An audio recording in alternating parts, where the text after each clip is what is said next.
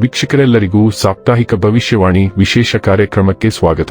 ಸ್ನೇಹಿತರೆ, ಜುಲೈ ತಿಂಗಳ ಈ ವಾರದಲ್ಲಿ ಚಂದ್ರ ಮತ್ತು ಮಂಗಳನ ಸಂಯೋಗವು ವೃಷಭ ರಾಶಿಯಲ್ಲಿ ಸಂಭವಿಸಲಿದೆ. ಈ ಎರಡು ಗ್ರಹಗಳ ಸಂಯೋಗದಿಂದ ಧನ ಯೋಗದ ನಿರ್ಮಾಣವಾಗುವುದು.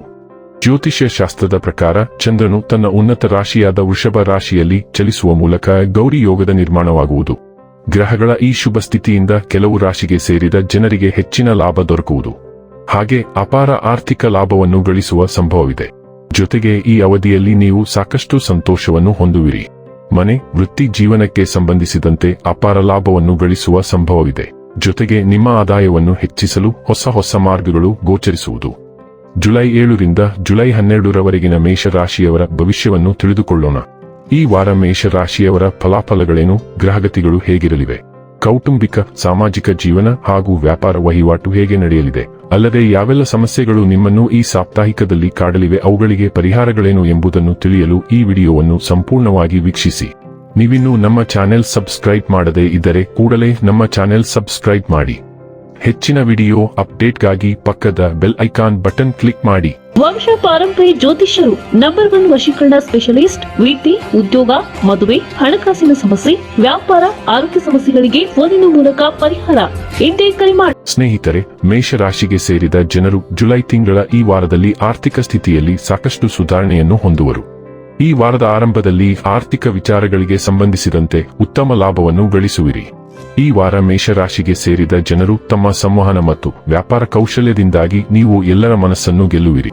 ಈ ವಾರ ನೀವು ಕೆಲವು ಖರ್ಚುಗಳನ್ನು ಮಾಡಬೇಕಾಗಿ ಬರಬಹುದು.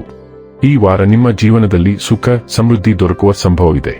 ಈ ರಾಶಿಗೆ ಸೇರಿದ ಜನರು banking, solar power, insurance, defence ಇತ್ಯಾದಿಗಳಿಗೆ ಸಂಬಂಧಿಸಿದ ಕ್ಷೇತ್ರದವರಾಗಿದ್ದರೆ ಹೆಚ್ಚಿನ ಪ್ರಯೋಜನಗಳಾಗುವುದು. ನಿಮ್ಮ ಚಂದ್ರ ರಾಶಿಯ 12ನೇ ಮನೆಯಲ್ಲಿ ಶನಿ ದೇವರು ನೆಲೆಸಿರುತ್ತಾರೆ. ಹೀಗಾಗಿ ಈ ವಾರ ನಿಮ್ಮ ಊಟದಲ್ಲಿ ಹಸಿರು ಎಲೆಗಳ ತರಕಾರಿಗಳನ್ನು ಸೇರಿಸುವ ಅವಶ್ಯಕತೆ ಇದೆ. ಇದಕ್ಕಾಗಿ ನೀವು ಸೌತೆಕಾಯಿ ಅಥವಾ ಸಲಾಡ್ನೊಂದಿಗೆ ಪ್ರಾರಂಭಿಸಬಹುದು. ಜೊತೆಗೆ ದಿನದಲ್ಲಿ ಕನಿಷ್ಠ 1 ಸೇಬು ಅಥವಾ ಬೇರೆ ಯಾವುದಾದರೂ ಹಣ್ಣನ್ನು ಖಂಡಿತವಾಗಿ ಸೇವಿಸಿ. ಏಕೆಂದರೆ ಇದರಿಂದ ನೀವು ಅನೇಕ ಸಣ್ಣ ಪುಟ್ಟ ಕಾಯಿಲೆಗಳಿಂದ ನಿಮ್ಮನ್ನು ದೂರವಿಡಲು ಯಶಸ್ವಿಯಾಗುತ್ತೀರಿ. ಗುರು ಗ್ರಹವು ನಿಮ್ಮ ಚಂದ್ರ ರಾಶಿಯ 4ನೇ ಮನೆಯಲ್ಲಿ ಕುಳಿತಿರುತ್ತದೆ ಮತ್ತು ಇದರ ಪರಿಣಾಮವಾಗಿ ನಿಮ್ಮ ಹಳೆಯ ಹೂಡಿಕೆಗಳಾದ ಪೂರ್ವಜರ ಆಸ್ತಿ, ಭೂಮಿ, ಪ್ರಾಪರ್ಟಿ, ಪಾಲಿಸಿ ಇತ್ಯಾದಿಗಳಿಂದ ಈ ವಾರ ನಿಮ್ಮ ಆದಾಯದಲ್ಲಿ ಹೆಚ್ಚಳ ಕಂಡುಬರುವುದು. ಹೀಗಿರುವಾಗ ಆ ಹಣವನ್ನು ಗಳಿಸಿ ಅದನ್ನು ಮತ್ತೆ ಯಾವುದಾದರೂ ಒಳ್ಳೆಯ ಯೋಜನೆಯಲ್ಲಿ ಹೂಡಿಕೆ ಮಾಡುವ ನಿರ್ಧಾರವನ್ನು ನೀವು ತೆಗೆದುಕೊಳ್ಳಬಹುದು. ಈ ವಾರ ಅನೇಕ ಗ್ರಹಗಳ ಸಂಚಾರದಿಂದಾಗಿ ನಿಮ್ಮ ಕೌಟುಂಬಿಕ ಜೀವನದಲ್ಲಿ ಸಂತೋಷ ಮರಳಿ ಬರುತ್ತದೆ. ಆದಾಗ್ಯೂ ಅದಕ್ಕೂ ಮೊದಲು ನಿಮ್ಮ ಕುಟುಂಬದಲ್ಲಿ ವಿಸ್ತರಣೆಯಾಗುವ ಸಾಧ್ಯತೆಯೂ ಇರುತ್ತದೆ.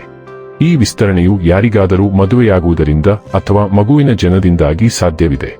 ಹಾಗಾಗಿ ಈ ಸಂತೋಷವನ್ನು ಕುಟುಂಬದವರೊಂದಿಗೆ ಸೇರಿ ಆಚರಿಸಿ. ಕೆಲಸದ ಸ್ಥಳದಲ್ಲಿ ಪ್ರತಿಯೊಂದು ಕೆಲಸ ಮತ್ತು ಗುರಿಗಳನ್ನು ಸಾಧಿಸಲು ನೀವು ಈ ಮೊದಲು ಮಾಡಿದ ಪ್ರತಿಯೊಂದು ತಂತ್ರ ಮತ್ತು ಯೋಜನೆಯಲ್ಲಿ ಕಚೇರಿಯ ಯಾರಾದರೂ ಅಡ್ಡಿಪಡಿಸಬಹುದು. ಇದರಿಂದ ನೀವು ಸಾಕಷ್ಟು ತೊಂದರೆಗಳನ್ನು ಎದುರಿಸಬೇಕಾಗುತ್ತದೆ. ಆದ್ದರಿಂದ ನಿಮ್ಮ ಕಣ್ಣುಗಳನ್ನು ತೆರೆದಿರಿ ಮತ್ತು ನಿಮ್ಮ ಸುತ್ತಮುತ್ತ ನಡೆಯುವ ಚಟುವಟಿಕೆಗಳ ಬಗ್ಗೆ ಎಚ್ಚರದಿಂದಿರಿ. ಮನೆಗೆ ಆಹ್ವಾನಿಸದ ಅತಿಥಿಯ ಆಗಮನದಿಂದಾಗಿ ವಿದ್ಯಾರ್ಥಿಗಳ ಇಡೀ ವಾರ ವ್ಯರ್ಥವಾಗುವ ಆತಂಕವಿದೆ. ಹೀಗಿರುವಾಗ ಸಾಧ್ಯವಾದರೆ ಸ್ನೇಹಿತರ ಮನೆಗೆ ಹೋಗಿ ಓದಿ, ಇಲ್ಲದಿದ್ದರೆ ಇದರ ನಷ್ಟವನ್ನು ಮುಂಬರುವ ಪರೀಕ್ಷೆಯಲ್ಲಿ ನೀವು ಅನುಭವಿಸಬೇಕಾಗುತ್ತದೆ. ಮಂಗಳ ಗ್ರಹವು ನಿಮ್ಮ 3ನೇ ಮನೆಯ ಮೂಲಕ ಚಲಿಸುತ್ತಿದೆ. ಆದ್ದರಿಂದ ನೀವು ಈ ವಾರ ತುಂಬಾ ಕಾರ್ಯನಿರತರಾಗಿರುತ್ತೀರಿ. ಶಿಕ್ಷಣ, ಪ್ರಕಟಣೆ ಅಥವಾ ಪ್ರಯಾಣಕ್ಕೆ ಸಂಬಂಧಿಸಿದ ದಾಖಲೆಗೆ ಅಂತಿಮವಾಗಿ ಅನುಮೋದನೆ ಸಿಗುತ್ತದೆ. ನೀವು ಒಂದು ಸಣ್ಣ ಪ್ರಯಾಣವನ್ನು ಕೈಗೊಳ್ಳುತ್ತೀರಿ ಮತ್ತು ಅವರ ಸಲಹೆಯು ಮೌಲ್ಯಯುತವೆಂದು ಸಾಬೀತುಪಡಿಸುವ ಯಾರೊಂದಿಗಾದರೂ ಮತ್ತೆ ಸಂಪರ್ಕ ಸಾಧಿಸುತ್ತೀರಿ. ಕುಟುಂಬದ ಕಿರಿಯ ಸದಸ್ಯರು ಮನೆಯಲ್ಲಿ ಉತ್ಸಾಹವನ್ನುಂಟು ಮಾಡುವ ಒಳ್ಳೆಯ ಸುದ್ದಿಯನ್ನು ಹಂಚಿಕೊಳ್ಳುತ್ತಾರೆ. ಪ್ರಣಯ ಸಂಭಾಷಣೆ ನಿರೀಕ್ಷೆಗಿಂತ ಹೆಚ್ಚು ಗಂಭೀರವಾಗುತ್ತದೆ. ನೀವು ಹೆಚ್ಚಿನ ವಿಳಂಬವಿಲ್ಲದೆ ಪ್ರಮುಖ ಅರ್ಜಿಯನ್ನು ಪೂರ್ಣಗೊಳಿಸುತ್ತೀರಿ. ಕಾನೂನು ಅಥವಾ ಶೈಕ್ಷಣಿಕ ವಿಷಯಗಳಿಗೆ ಸಂಬಂಧಿಸಿದ ಸುದ್ದಿಗಳು ಇದ್ದಕ್ಕಿದ್ದಂತೆ ಬರುತ್ತವೆ ಮತ್ತು ಅದು ಸ್ಪಷ್ಟ ನಿರ್ಧಾರವನ್ನು ತರುತ್ತದೆ. ಅನಿರೀಕ್ಷಿತ ವಿದ್ಯಾರ್ಥಿ ವೇತನ ಸಂದರ್ಶನದ ದೃಢೀಕರಣವನ್ನು ನೀವು ಸ್ವೀಕರಿಸುತ್ತೀರಿ. ಈ ವಾರ ಮನೆಯಲ್ಲಿ ಮತ್ತು ವೈಯಕ್ತಿಕ ವಿಷಯಗಳಲ್ಲಿ ಪ್ರಮುಖ ಬೆಳವಣಿಗೆಗಳು ಸಂಭವಿಸಲಿವೆ. ಕುಟುಂಬದ ಸದಸ್ಯರ ಶೈಕ್ಷಣಿಕ ಸಾಧನೆಯ ಬಗ್ಗೆ ನಿಮಗೆ ಸುದ್ದಿಗಳು ಬರುತ್ತವೆ. ಆಸ್ತಿ ಅಥವಾ ಸ್ಥಳಾಂತರದ ಬಗ್ಗೆ ಚರ್ಚೆಯು ಅಂತಿಮ ನಿರ್ಧಾರವನ್ನು ತಲುಪುತ್ತದೆ. ಬುಧ ಗ್ರಹವು ಕರ್ಕಾಟಕದ ಮೂಲಕ ಹಿಮ್ಮೆಟ್ಟುತ್ತಿರುವುದರಿಂದ ನೀವು ನಿಮ್ಮ ಹಿಂದಿನ ಯಾರೊಂದಿಗಾದರೂ ಮತ್ತೆ ಸಂಪರ್ಕ ಸಾಧಿಸುತ್ತೀರಿ ಮತ್ತು ಸಂಭಾಷಣೆಯು ಹಳೆಯ ಭಾವನೆಗಳನ್ನು ಮತ್ತೆ ತೆರೆಯುತ್ತದೆ. ಭೂಮಿ, ವಸತಿ ಅಥವಾ ಕಾನೂನು ವಿಷಯಗಳಿಗೆ ಸಂಬಂಧಿಸಿದ ಬಾಕಿ ಇರುವ ದಾಖಲೆಗಳನ್ನು ನೀವು ಪೂರ್ಣಗೊಳಿಸುತ್ತೀರಿ. ಭಾನುವಾರದ ಮೊದಲು ಮುಂದೂಡಲ್ಪಟ್ಟ ಕುಟುಂಬ ಸಭೆಯ ದೃಢೀಕರಣವನ್ನು ನೀವು ಸ್ವೀಕರಿಸುತ್ತೀರಿ. ಎಲ್ಲರೂ ಹಾಜರಾಗುತ್ತಾರೆ. ಈ ವಾರ ಶುಕ್ರನು ಸಿಂಹ ರಾಶಿಯ ಅಗ್ನಿ ರಾಶಿಯ ಮೂಲಕ ಚಲಿಸುತ್ತಿರುವುದರಿಂದ ನಿಮ್ಮ ವೈಯಕ್ತಿಕ ಜೀವನದಲ್ಲಿ ಸ್ಮರಣೀಯ ತಿರುವು ದೊರೆಯಲಿದೆ. ಪ್ರಣಯ ಸಂಬಂಧವನ್ನು ಪುನರಾರಂಭಿಸುವ ಸಂದೇಶವನ್ನು ನೀವು ಸ್ವೀಕರಿಸುತ್ತೀರಿ. ಮಗು ಅಥವಾ ಕಿರಿಯ ಸಂಬಂಧಿಯೊಬ್ಬರು ಸಾಧನೆಯನ್ನು ಆಚರಿಸುತ್ತಾರೆ, ಮನೆಯಲ್ಲಿ ಉತ್ಸಾಹವನ್ನು ಸೃಷ್ಟಿಸುತ್ತಾರೆ. ನೀವು ಸಾಂಸ್ಕೃತಿಕ, ಶೈಕ್ಷಣಿಕ ಅಥವಾ ಸೃಜನಶೀಲ ಕಾರ್ಯಕ್ರಮಕ್ಕೆ ಹಾಜರಾಗುತ್ತೀರಿ ಮತ್ತು ಅಲ್ಲಿ ಪ್ರಭಾವಿ ವ್ಯಕ್ತಿಯನ್ನು ಭೇಟಿಯಾಗುತ್ತೀರಿ. ಉನ್ನತ ಅಧ್ಯಯನ ಅಥವಾ ಪ್ರಕಟಣೆಗೆ ಸಂಬಂಧಿಸಿದ ಅರ್ಜಿಯು ಅನಿರೀಕ್ಷಿತವಾಗಿ ಮುಂದುವರಿಯುತ್ತದೆ. ವಿಶೇಷ ವ್ಯಕ್ತಿಯೊಂದಿಗೆ ಭವಿಷ್ಯದ ಯೋಜನೆಗಳನ್ನು ಚರ್ಚಿಸಲು ನೀವು ಹೆಚ್ಚುವರಿ ಸಮಯವನ್ನು ಕಳೆಯುತ್ತೀರಿ. ಪರೀಕ್ಷೆ ಅಥವಾ ಸಂದರ್ಶನಕ್ಕೆ ಸಂಬಂಧಿಸಿದ ಸುದ್ದಿಗಳು ವಾರಾಂತ್ಯದ ಮೊದಲು ಬರುತ್ತವೆ ಮತ್ತು ಅದು ಪರಿಹಾರವನ್ನು ತರುತ್ತದೆ.